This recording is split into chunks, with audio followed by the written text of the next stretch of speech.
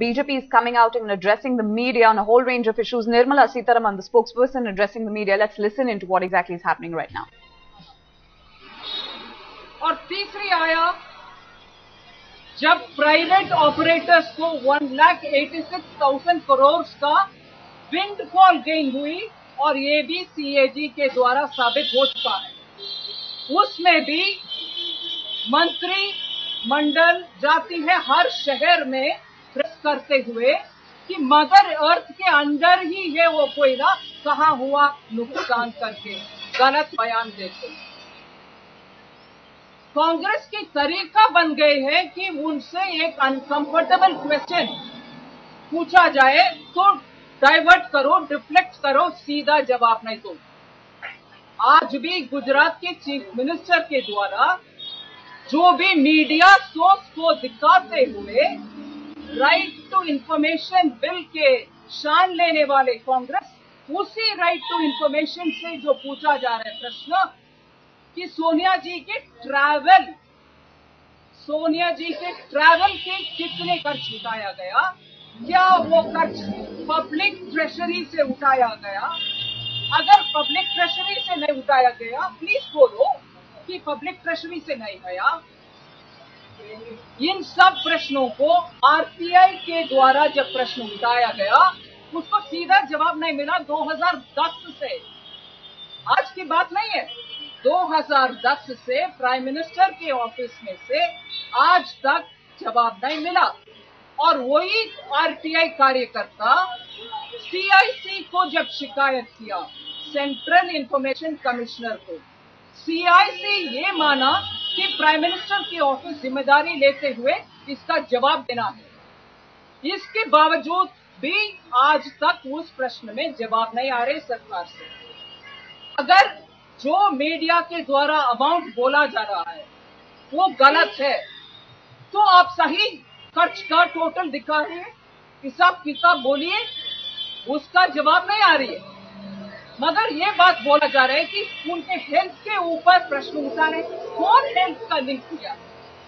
कांग्रेस को जवाब देना मुश्किल समझ रहे हैं, इसीलिए डाइवर्ट कर रहे हैं। किसी का हेल्थ के ऊपर प्रश्न उठाना पर्सनल मामला होती है। हम भी श्रीमती सोनिया गांधी जी का हेल्थ के लिए गुड विशेस देते हैं, मगर पब्लिक ट्रेजरी से अगर खर्च उठाया गया, प्लीज बोलो। अगर 1,880 करोड़ रुपया गलत है तो सही क्या है वो तो आप बोलिए। अगर पब्लिक ट्रेजरी से खर्च ही नहीं उठाया, फिर कम से कम वो बात बोलिए। ये बात बोलने के सिवाय they go about diverting the issue. Mother earth के अंदर कोयला, जीरो लॉस 2G और रिजेक्ट शुंगलू कमेटी, ऐसे हर बात को नकारते हुए, डाइवर्ट करते हुए कांग्रेस का पद्धति कैसे रहा उसी के अनुसार ये विषय चल रही है। सीधा इससे बेहतर है कि कांग्रेस पार्टी ये बोले कि सोनिया जी के ट्रैवल कब कब हुआ, उसका खर्च कौन उठाया, बस खत्म बात। ये न करते हुए बार बार गलत बयान देना, जो बयान गुजरात चीफ मिनिस्टर ने नहीं उठाया उसको उठाना और इश्यू को डाइवर्ट करना तरीका हो चुका है कांग्रेस के। हम इसको खंडन करते हैं। We condemn the Congress party's approach in diverting and adding issues which have not been raised by the Chief Minister of Gujarat. He has very clearly quoted the media sources and raised a question. If you are genuinely interested in answering a question, you would say, what was the amount spent? If it is not 1,880 crores, then what was it? Just say. And if money has not been spent from public treasury, say so. What stops you from answering? Do not please go by your usual method of getting nervous when you are asked an uncomfortable question. Just as in 2G, you said no loss, and today you have fixed up 14,000 crores as base price. Just as in Shunglu Committee's report, you said no loss, 70,000 crores has been established, And your own Chief Minister in Delhi rejects a Prime Minister appointed committee. And again in the coal gate, you said the coal is lying under Mother Earth, no loss has been made, when private operators have earned windfall gain of 1,86,000 crores. So the Congress party, when it's pushed against the wall and is facing an uncomfortable situation, they try to divert the attention of the public. But today the public are waiting for you to answer. It's high time the Congress does not mislead the public by diverting from the issue, but answer it. If an RTI question has not been answered, if the CIC's directive has not been obeyed, and if RTI, for which the Congress party takes the credit for having brought it, you are yourself not answering the RTI. Answer the RTI and also answer questions much before you say somebody else is wrong. If they're wrong, what's your right answer? Say it out. Thank you.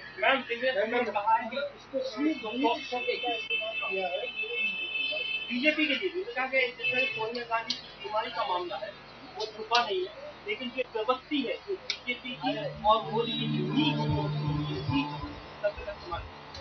ये नीच शब्द को उपयोग करने वाले सिर्फ एक statement दे, मौत के सौदागर क्या क्लासिक स्टेटमेंट है क्या? उसको बोलने वाले कौन है? जब प्रश्न उठाया गया ट्रैवल्स के ऊपर, फॉरेन ट्रैवल और श्रीमती गांधी के ऊपर, उसमें हेल्थ इश्यू को जोड़ने वाले हम हैं या कांग्रेस है? हम सिर्फ ये बात बोल रहे हैं कि ट्रैवल में खर्च कितना हुआ, उसमें हेल्थ के जोड़ने की आवश्यकता क्यों कांग्रेस समझ रही है? सिंपैथी कमाने के लिए या सीधा जवाब देने के लिए? मैं कांग्रेस से पूछती हूँ कि गुजरात के चीफ मिनिस्टर के बयान में हेल्थ के इश्यू आया क्या, और गुजरात के चीफ मिनिस्टर के बयान में वो मीडिया के सोर्स दिया गया, वो मीडिया गलत है क्या? अगर आरटीआई का जवाब ही मिला, वो जवाब कहाँ है? मिला नहीं है। और वो एक्टिविस्ट भी वही बोल रहा कि जवाब नहीं मिला, तो मिला ही है जवाब। इसीलिए ये नीच और उच्च स्तर की जजमेंट में बैठने से पहले कांग्रेस ये बोले कि मौत की सौदागर अच्छा क्लासिक और पार्लियामेंट्री अच्छा शब्द है क्या, उसको उपयोग करने वाले कांग्रेस दूसरे के ऊपर जजमेंट ना है। अपनी पार्टी का ऐलान करेंगे, बीजेपी क्या कर रही है इस पे? उन्होंने बोला सर 5 से 15 तक अपनी पार्टी के लिए कैंपेनिंग करेंगे, अरुण जेटली और सोनिया गांधी भी पहुंचे वहाँ पे, तो कैसा चली रहेगी, कैसे मनाएगी?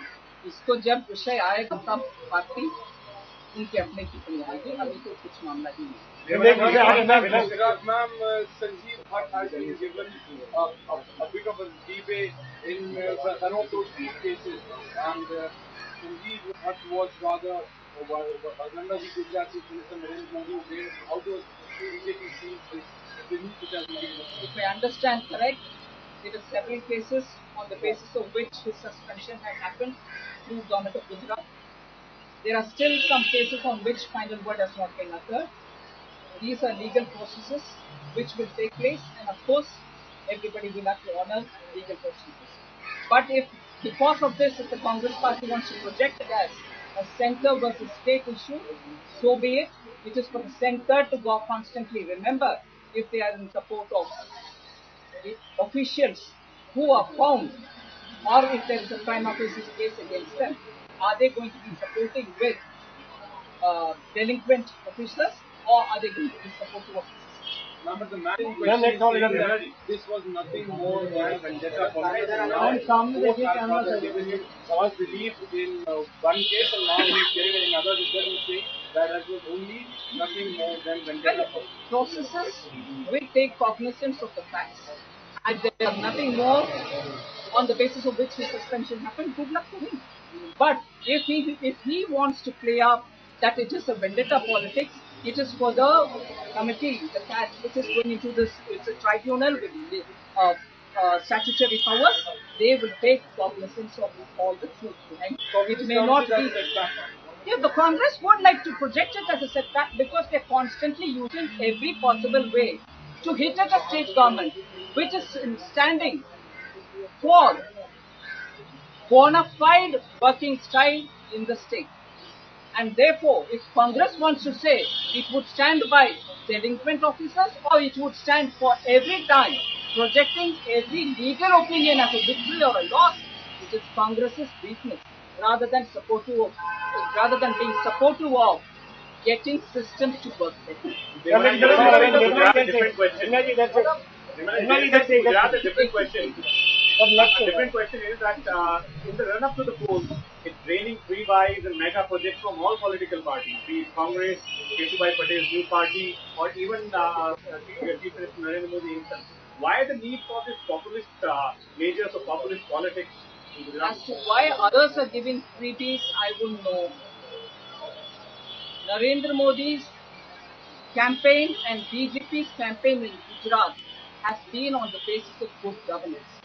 It is not just us from the BJP or the Chief Minister who are claiming achievements based on good governance. Good governance and the results of good governance has now been appreciated from the UN bodies to many other very leading international and national associations, and the Prime Minister's office itself has said whether it is on the 20-point poverty alleviation program or 15-point special programs for minorities or even on Sachar committee based information, that Gujarat's performance, Himachal's performance, Karnataka's performance have all been on the top 5. In fact, Prime Minister's office in the last 2 years, as and when they released data, shows that non-Congress governments are in the top 5, and Gujarat and Karnataka and Himachal Pradesh are naturally a part of that, just as Bihar also. And therefore, here freebies don't rain. Good achievements through good governance. That is what we like to respond. For others giving freebie, you know why. Bihar BJP chief Shri Thakur ने कहा है लोकसभा चुनाव में बिहार की 40 seat पे BJP अकेले चुनाव लड़ेगी। क्या ये तय हो चुका है और दूसरा ये ऐसे में एनडीए का क्या होगा? इसमें जब भी कुछ है हमारे तरफ से बोलने के लिए तब मैं आऊंगी बात करूंगी।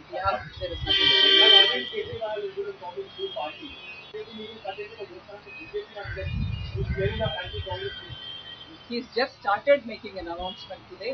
Good luck to him. Shivprakash Jaiswal ने कानपुर में महिलाओं को लेकर एक जनसभा बयान दिया, सवाल किया। अभी आप कांग्रेस के निचली सब शब्दों के ऊपर बीजेपी के ऊपर कुछ कमेंट्स कर रहे थे, उस हिसाब से इसको नाप लें। कांग्रेस क्या बोल सकते हैं, उनके नीचे तक कितने नीचा और हो सकता है, ये सब समझ में आएगा।